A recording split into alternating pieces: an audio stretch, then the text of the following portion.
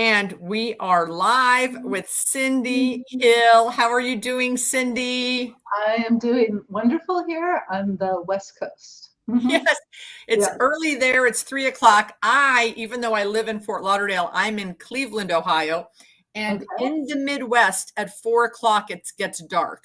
Okay. Nope. Still light here, and yeah, sunny too.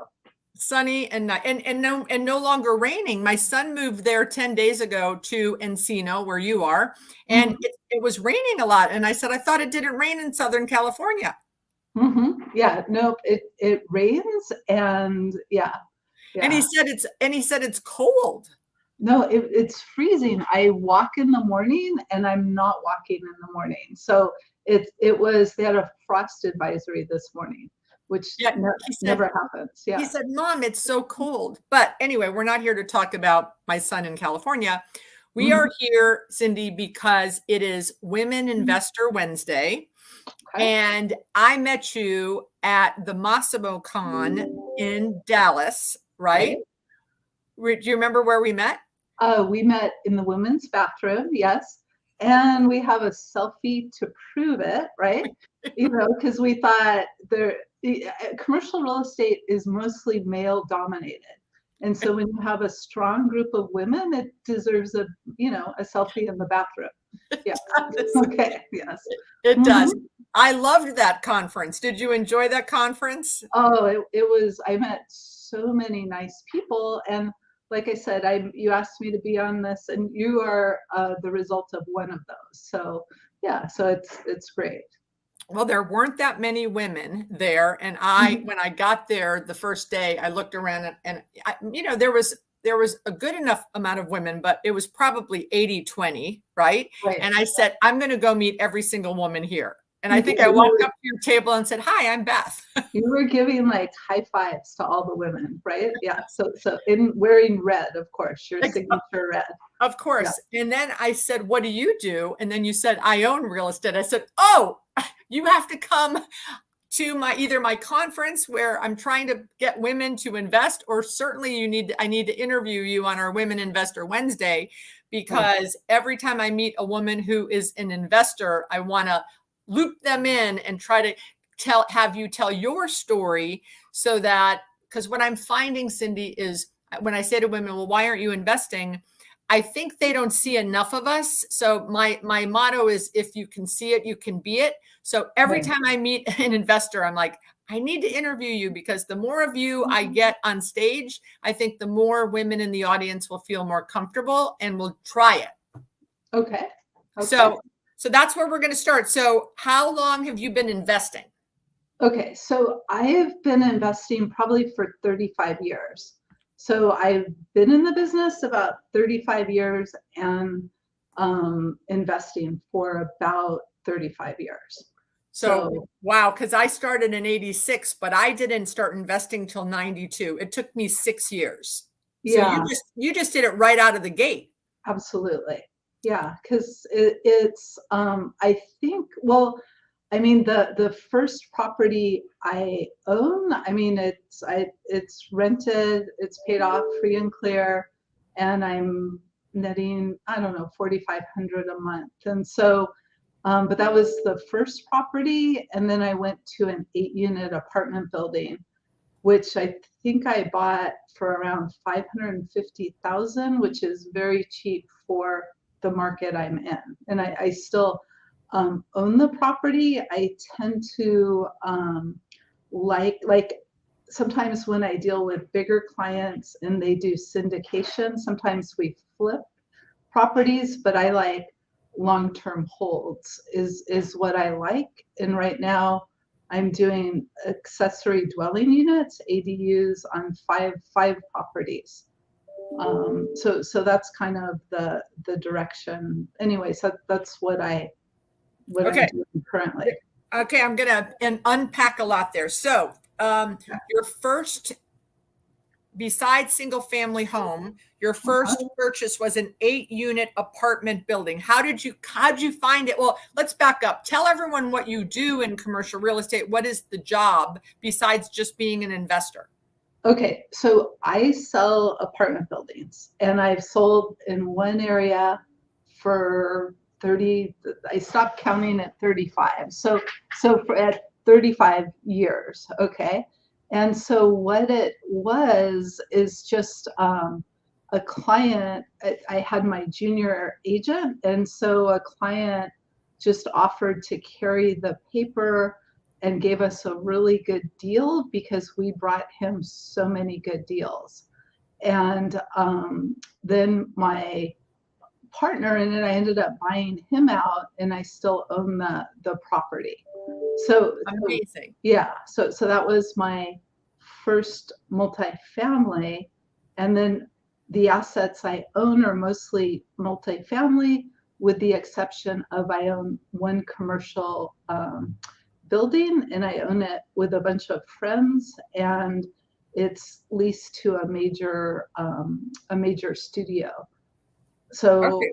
So because where I'm at in Burbank, it's there's a lot of studio presence. Sure, sure, absolutely. Okay, so you buy the 8 unit. How great, you got this great opportunity. So I have people that say to me, I I'm not comfortable investing because I feel it's a conflict of interest with my brokerage business. So tell me what you think about that statement. Well, I think at least where I am, you have to disclose. If I feel like as long as you disclose, why are we doing this? Because where the wealth truly is owning assets, and also it's sheltered by depreciation.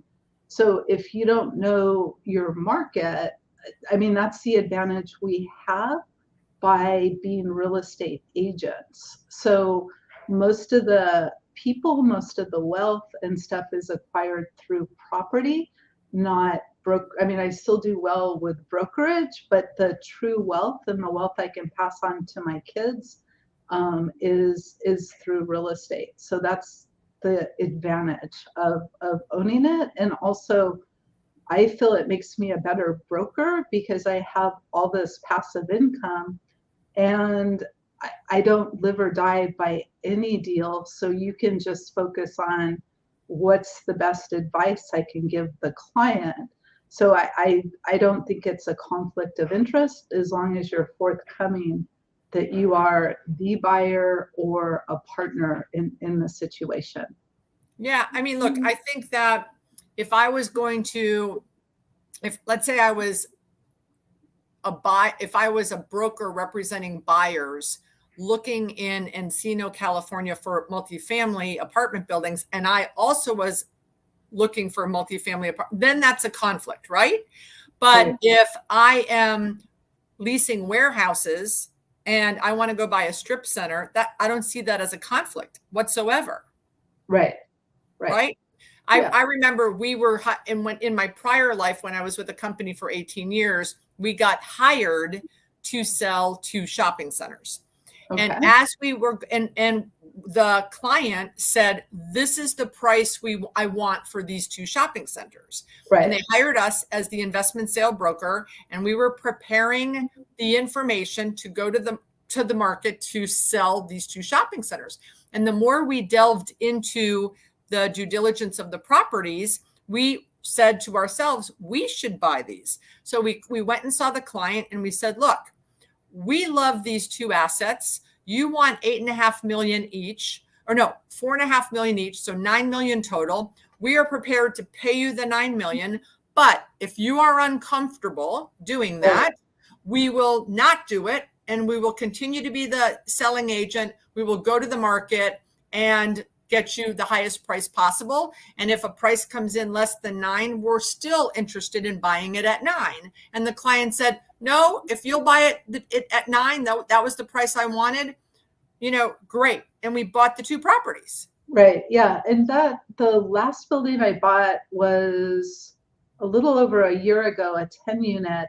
And the same thing, I was getting the listing and I'm like, I own several buildings around here. I would love to buy the building. Same thing. If you're at all uncomfortable, we're not going to do this deal. You're the client, you control the situation. So again, and they felt more comfortable with me actually as the buyer. Just, because I'm like straight shooter, I'm not going to play any games or whatever.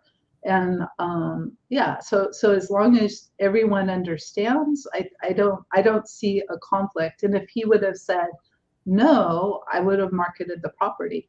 Right. Like no problem. Right. No problem. Yeah. So, Yeah. okay. So how many approximately, so you have the most of your properties are multifamily, but you do have this commercial building. Are they all around? How many are they? Like, I think you said maybe 8 to 10 of them.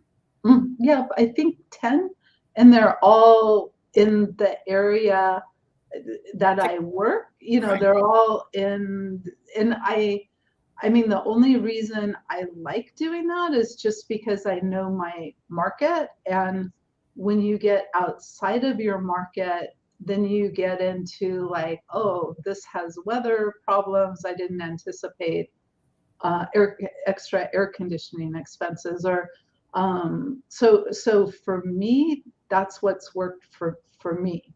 Me too. My 5 shopping centers are all within 10 minutes of my house. Right. Yeah. I know the market better than anyone. Right. I Right. can make moves faster than anyone. Right. Mm-hmm. But so I'm a big believer in that. I guess they call it farming. And now I've started investing as a limited partner with Natasha Falcone, who was on this Women Investor Wednesday, I think last week. And I've started investing with her, and she's been doing 8, 10 unit apartments. And in the 2 submarkets that we're investing in, it's the same thing. As she's gotten, I think, 3 or 4 in this one submarket and 3 and 4 in this other submarket, but she knows the submarkets better than anyone else. Right. Yeah. The challenge, what I told her, and I don't know if you've come across this, is I've said to her, at some point, people are going to figure out who you are, like staying under the radar and not being the big kahuna in the market, and then people expecting you to overpay. Have you come across anything like that? Yeah, well, I try to like be like really hide myself in LLCs. So I'm not like, if people Google me, I'm like single entity LLCs. And I have one partner who I own 3 buildings with, and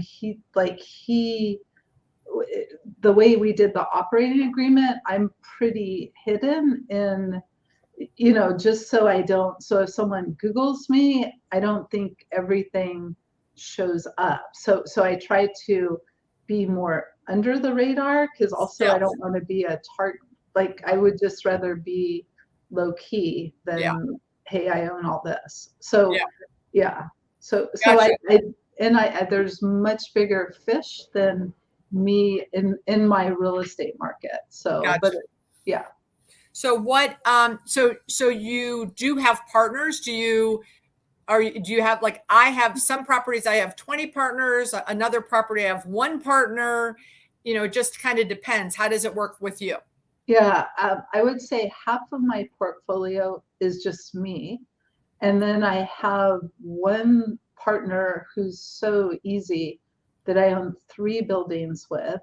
And then there's someone that owns a ton of real estate that those are the bigger properties that he actually syndicates. But I get the brokerage fee going in, going out, and I put in equity because I believe in the deal or I see upside. But I don't like the day-to-day management of it. So I have a management company, and my son works for me, and so he handles like a lot of, I want him to learn the business, so I make him collect coin, look at the property and everything. So it's kind of it's just a bunch of different buckets, but to me it makes sense. When you say collect coin, do you mean the rent, or do you mean like the laundry? The laundry. Okay. Yeah. So he collects. Yeah. So but by doing that, once a month he goes to the property, and also, we'll see if there's any problems or issues. So it's kind of like two things, because I don't always drive by properties every month. So at How least old is your son? so my son's 29. So Okay. he's Does he 29. like doing it? I think so. I think he's my operations person. I think he likes the investing more than the day-to-day real estate of it. So yeah, so I think he does like that. And actually he owns part of a couple buildings. So I made sure he invest in it, and he's gonna buy, his first property on his own, and then build an ADU on it. So So I want to yeah. talk about that because I don't know anything about this. Okay. ADU stands for what? Accessory dwelling units. And so in Los Angeles, there's not a lot of affordable housing.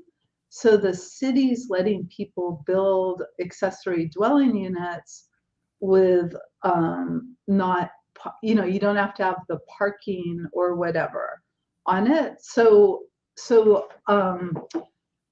what happens is you can build these units, and I'm averaging maybe 11 to 12% return on building these accessory dwelling units, because you can build, like for every 4 units, you can build 1 unit.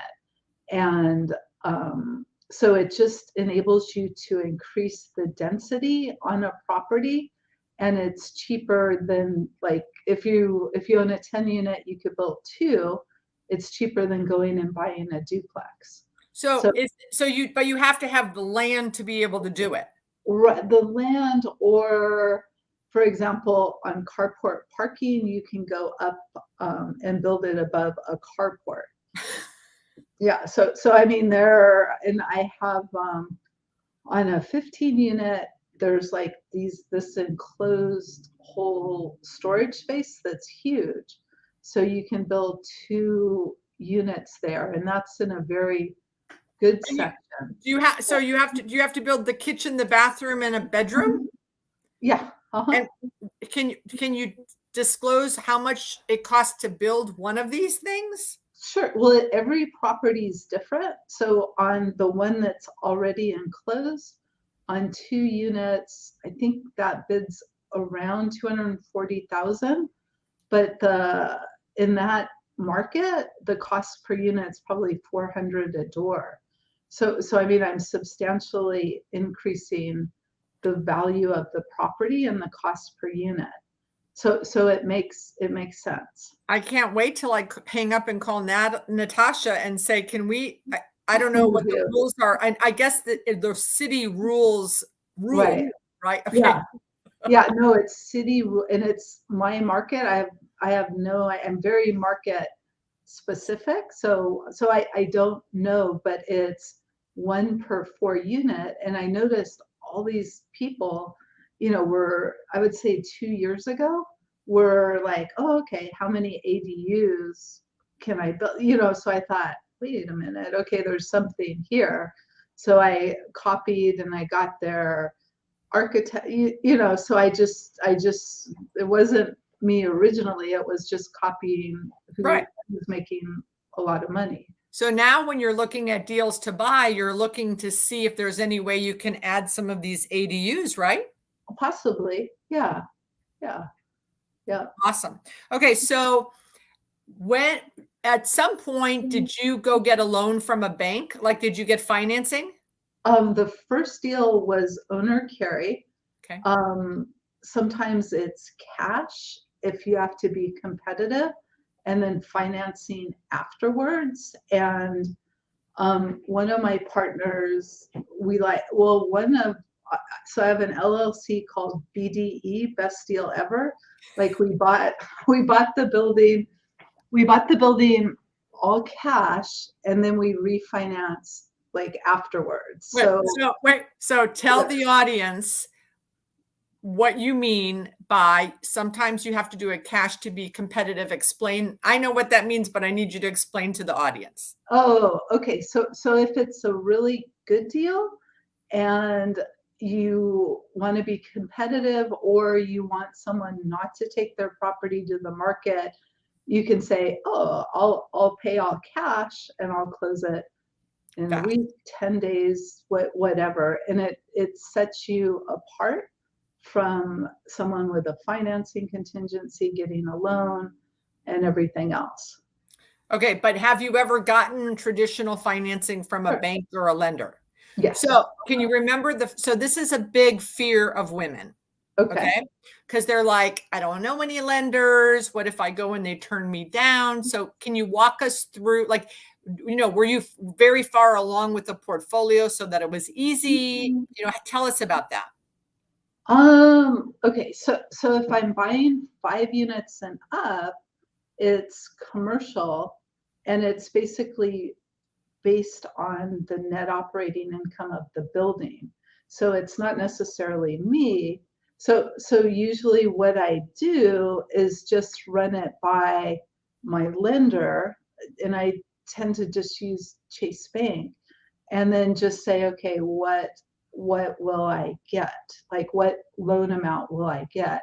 And I try to be strong and write no financing contingency, because I know I will get that loan. A lot of people don't understand that in commercial investing, it's really not about us. Right. It's Correct. really about the income on the deal. Correct. And if the deal's good, I was just listening in a Twitter space where they were talking about, people were like, I had terrible credit, and because the deal was so good, I still got the loan. Right. Yeah. Yeah. So sometimes people like, I'm afraid to go to the lender because I had I got a divorce and my credit's not good. I'm like, it's not about you. It's about the deal. Yeah. But sometimes you have to check if you have a foreclosure, like if you have, like, you need to check with For that sure. lender and just say, oh, I've had this. Is it Right. an issue? So, but there haven't been foreclosures in a while. So that would automatically should flush out of the system. So when you went to the lender, so how did you meet Chase? Let's back up. How did one of your wealthier partners introduce them to you, or did you just cold call them? No, they underwrite a lot of my deals, and so, like, I have such a good relationship with them. But how did you get that? Think back to where you first met them. That's when I would do loans with Chase. They're the easiest bank to deal with. So as a broker, I would do loans with them. Yeah. So it's like, So you were selling, you had a listing to sell an apartment complex, and the buyer needed a loan. Yeah, use Chase. And so that's how you got to know them. Yeah. Okay, good. Right. So there was a relationship as a broker, in the normal course of brokering. And then there, two different hats, investor and broker.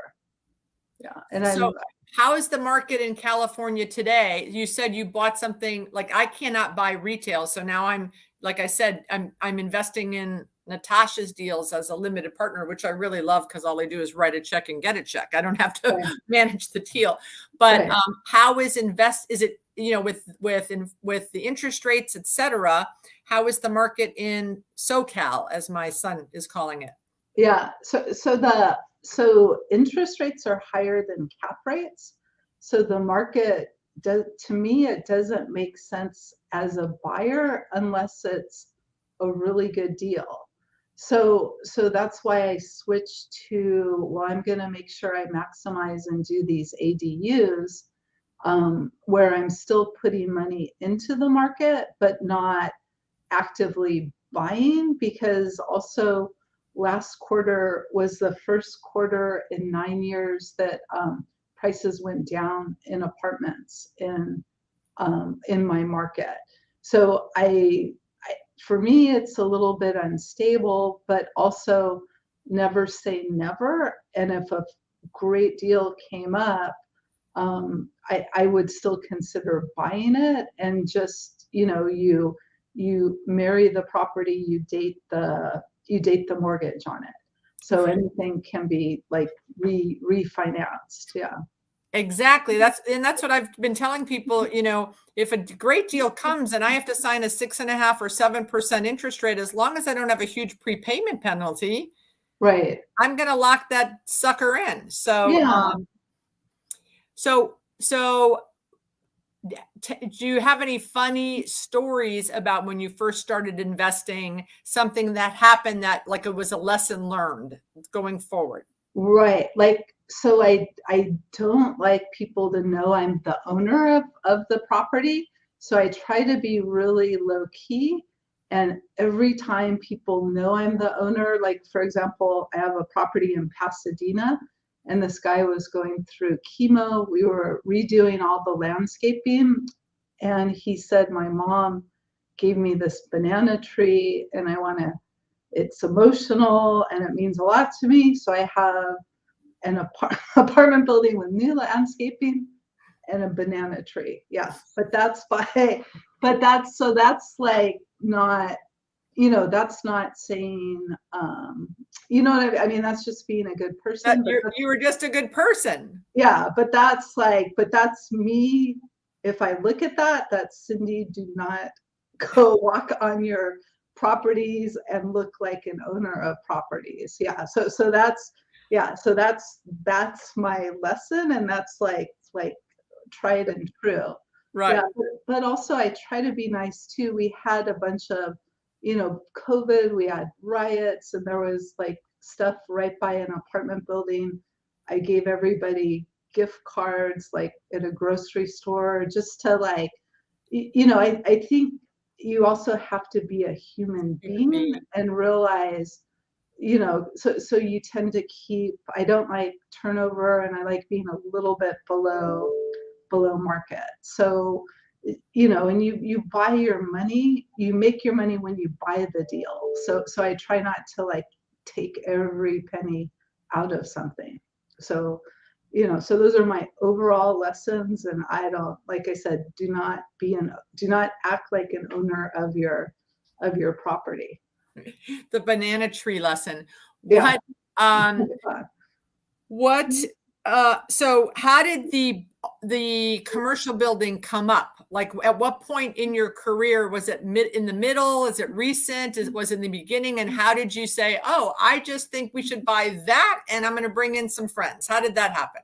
Okay, so I had a junior agent and his wife was like one of the CEOs of this company and they were selling this property and I'm like, and they set the price and I'm just like, God, this seems like a really good deal. And then one of my friends, her parents always invested in commercial property and I had her drive by it and just see what she thought. And then I had one of my bigger clients, their legal counsel reviewed the lease and to look at it. And then we looked at their infrastructure where they spent so much money on phone lines, infrastructure, and everything that they're not going anywhere. Plus, we got a vacant lot, and then now not everyone's going into the office. We've been approached by Starbucks to develop the lot. So it was like we got the property, we got the lot. For California, it was like a 9.5% return right off the gate. Wow. So it was like, and then that's why I put friends into it too. So I've recently done 2 Starbucks developments if you need some help. Okay. That's similar to like adding an ADU. Yeah, no, I mean, but nobody's, they're having flexible office space. So they don't need the extra parking lot. Right. I think I need to look at it further, but it's a great corridor for a Starbucks. Yeah. Yeah, I can help you. I can give you some of my my lessons learned on my 2. Okay, perfect. Sounds good. So, what advice do you have for women that are in the business like we are, brokers, day to day, market knowledge, but they're a little afraid to invest. So what's your wisdom on what they should be doing and why? I would say just do it, right? I mean, because once you do something, then you get past the fear of it. And then you have to look at, well, what's the worst case scenario? What's going to happen? But I would think to do it, and even if the market goes down a little bit, I mean, you're still doing this for the long run, or at least that's my market model.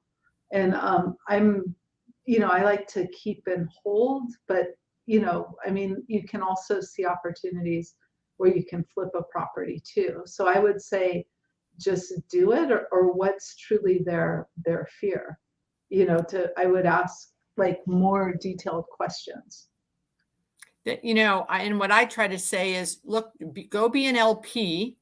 Mhm. Don't put your whole savings account in a deal. Go be an LP and start small and watch how someone else does it and learn from them. And that might give you some courage to do it, when you find a deal. And what I tell people, and I don't know if you feel this same way, money's not the problem. It's finding the deals. Yeah, no, you find a deal, the money happens. Like I can pick up, like if I found a great deal, I can pick up the phone and the money will follow. That the money is not a problem, but you are right, the deal. And if you're in the business and you're in the commercial real estate industry, there's probably opportunities where deals come across your desk and you're handing it off to someone else where you could be a part of that deal.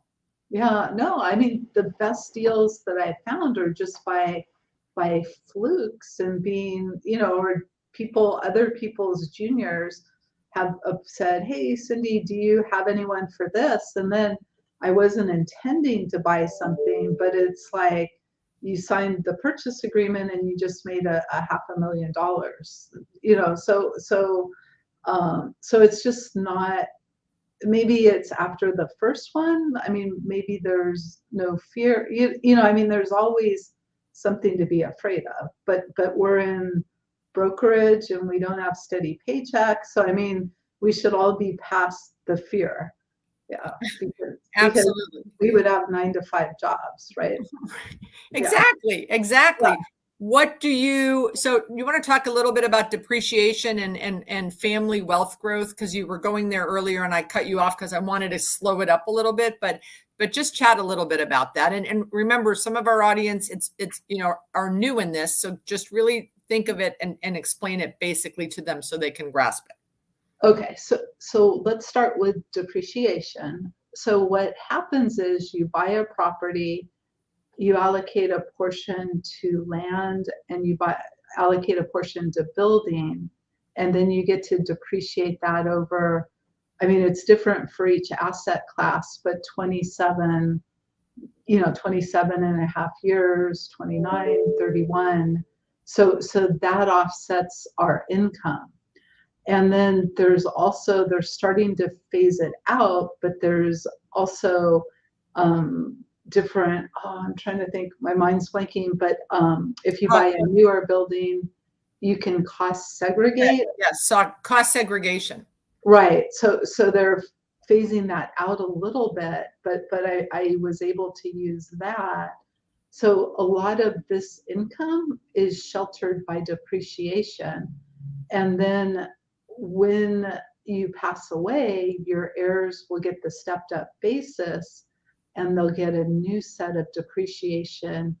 Or if they want to sell it, they don't pay taxes on it unless, of course, there's wealth tax, but that's a different subject. So if you have money in the stock market and you get dividends, that's taxed at your tax rate. So for me, my portfolio in real estate is sheltered, a lot of it because of depreciation.